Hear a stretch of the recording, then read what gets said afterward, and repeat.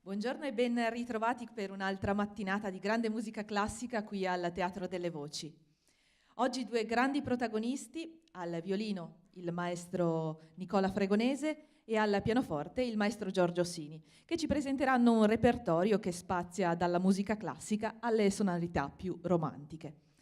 Io direi intanto di dare il benvenuto ai due maestri con un applauso, il maestro Nicola Fregonese e il maestro Giorgio Sini.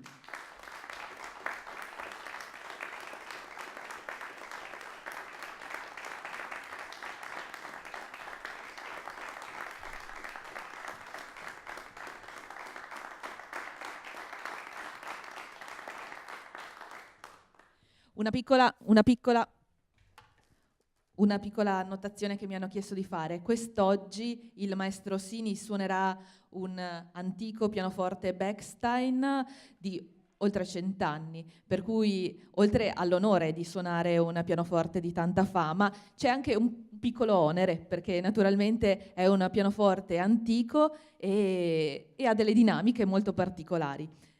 Cominciamo subito il repertorio di quest'oggi con Franz Schubert e la sonatina opera 137.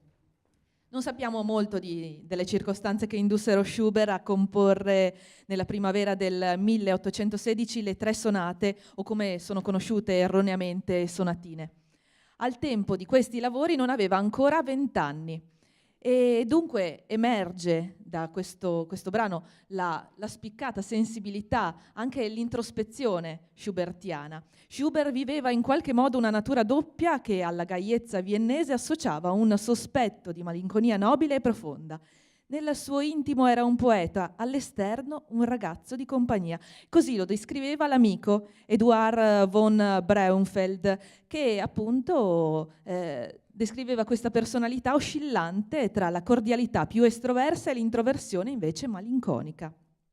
Una nobile schizofrenia umorale che accomunava molti maestri viennesi. Sonata, opera 137, numero 1.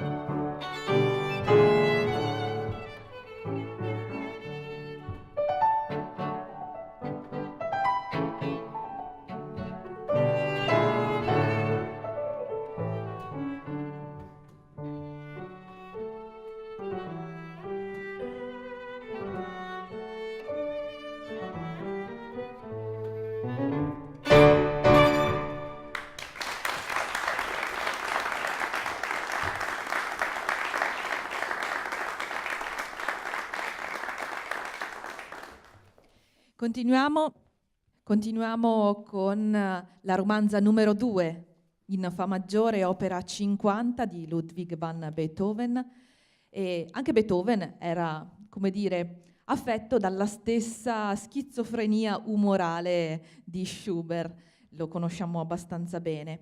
In quest'opera però non emerge particolarmente, ma è un'opera molto bella, in cui invece emerge grande lirismo, raffinata, delicata e leggera e anche giocosità. Ed è molto conosciuto, come del resto la romanza numero 1 e la sinfonia numero 2, che appunto sono state composte nello stesso anno. Ecco, questa romanza però è la più conosciuta e ben presto capirete anche perché, la ricorderete perché è stata usata spesso anche in televisione e nel cinema.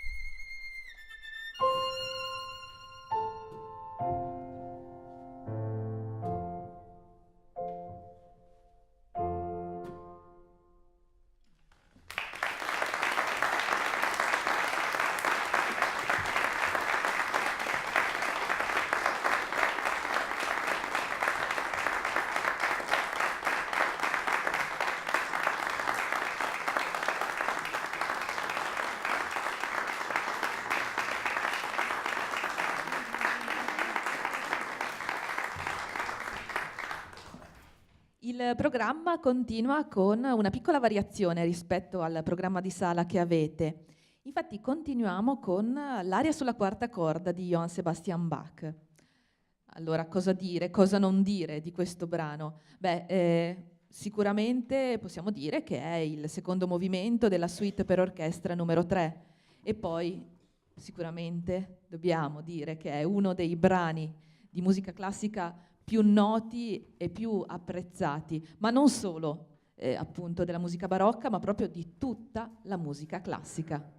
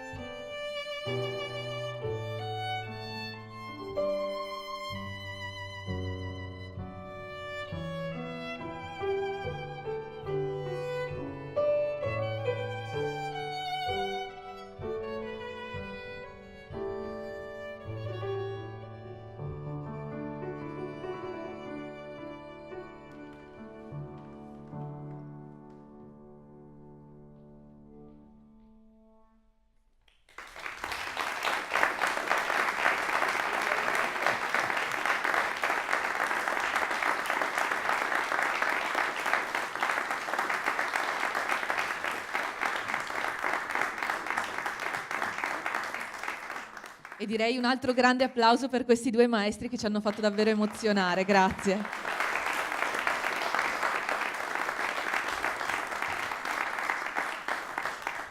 Continuiamo con un'altra variazione rispetto al programma, l'intermezzo sinfonico dalla Cavalleria Rusticana di Mascagni, uno dei brani più popolari di quest'opera, fortunato anche dal repertorio operistico, è stato molto eseguito appunto, molto usato nel cinema. E ricordiamo sicuramente una delle scene del cinema proprio più famose, della storia del cinema più famose, una scena del Padrino, parte terza.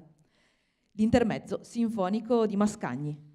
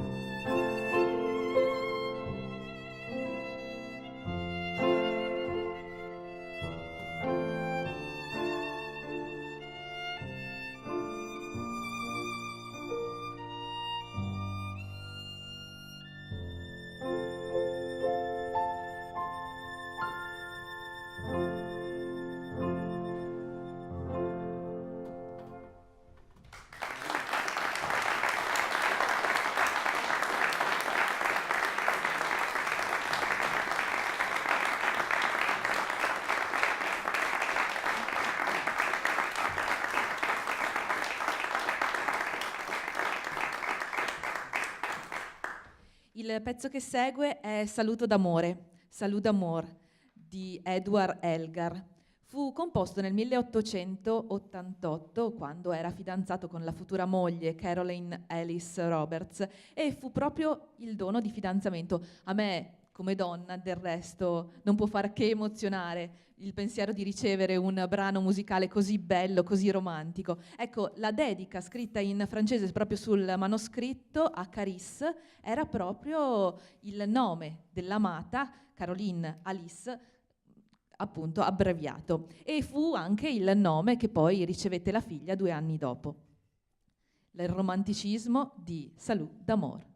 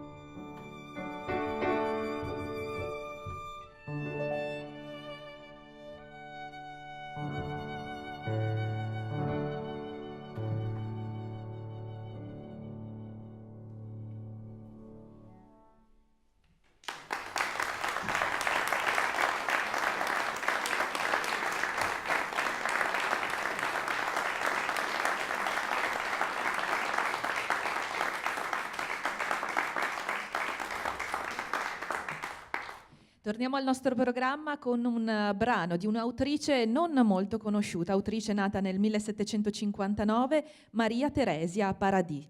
Ecco, cosa sappiamo di questa donna? Sappiamo che divenne cieca all'età di 3 anni e però intraprese gli studi musicali anche proprio per superare questa sua cecità, questa sua menomazione. Divenne talmente brava che già all'età di 7 anni sapeva cantare e accompagnarsi con l'organo nello Stabat Mater di Pergolesi. Ecco, questo per dire all'età di 7 anni. Di lei sappiamo che girò molto l'Europa, fece tournée fino a Parigi e tornata però nella sua città, Vienna, decise di dedicarsi all'educazione e quindi superò ancora una volta la sua barriera della cecità, dedicandosi agli altri, dedicandosi proprio all'educazione delle persone cieche, anche per quanto riguarda la musica, e anche alle donne, perché naturalmente, ricordiamo, era donna in un'epoca in cui i musicisti erano prevalentemente uomini. Donna, cieca, musicista, secondo me è un'eroina di altri tempi. Ascoltiamo ora la siciliana Sicilienne di Maria Teresa Paradis.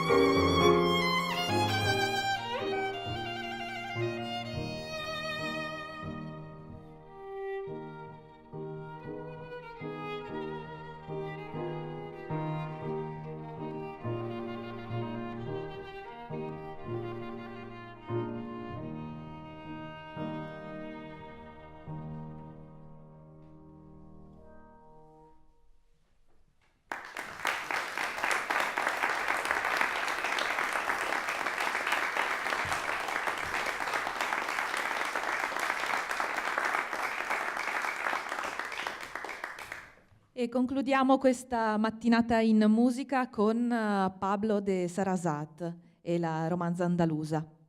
Pablo de Sarasate fu un eccellente violinista. Molti dei più grandi maestri a lui contemporanei scrissero pagine di musica per lui. Edouard Lalo, Camille Saint-Saëns e Joseph Joachim.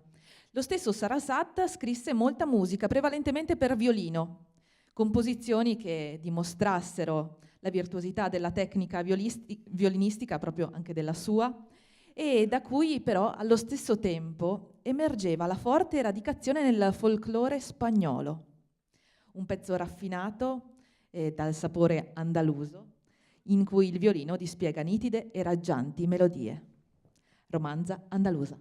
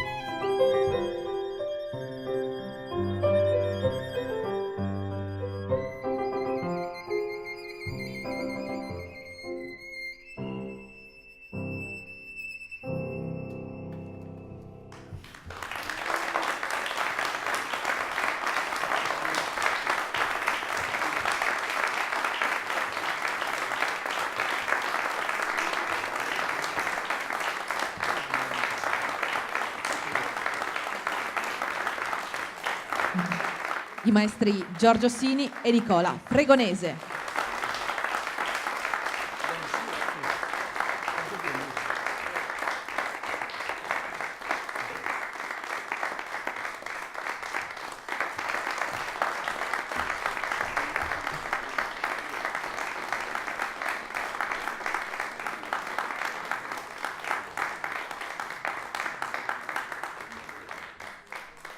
E io penso che adesso tornino dentro.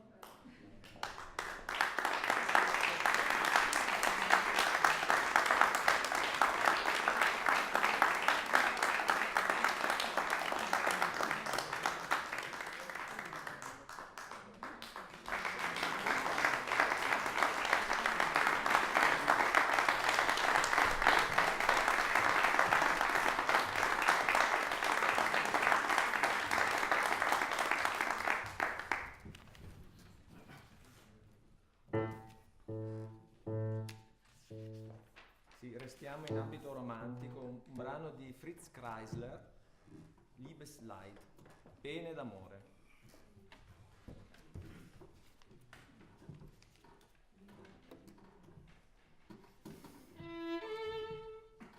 Pardon. Perché ha 100 Bello anni. della diretta. No, perché secondo me ha 100 anni. Allora, sì. Qualche martello che rimane giù. Vabbè. Sì.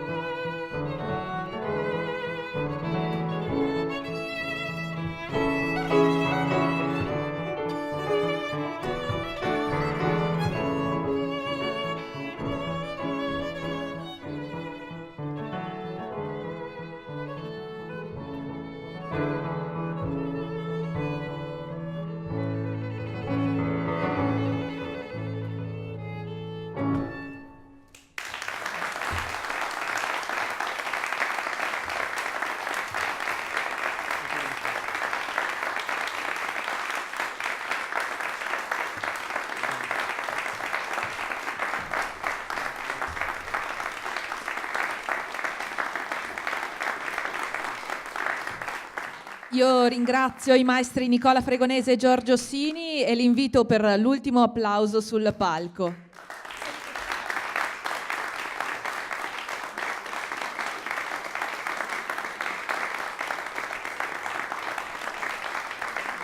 E non so se mi hanno sentito. E forse non mi hanno sentito, ma insomma.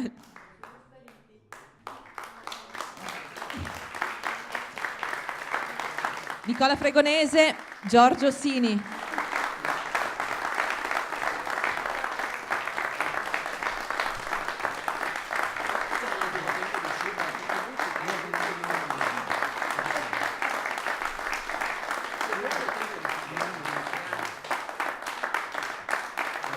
Ci regalate un altro brano, vero?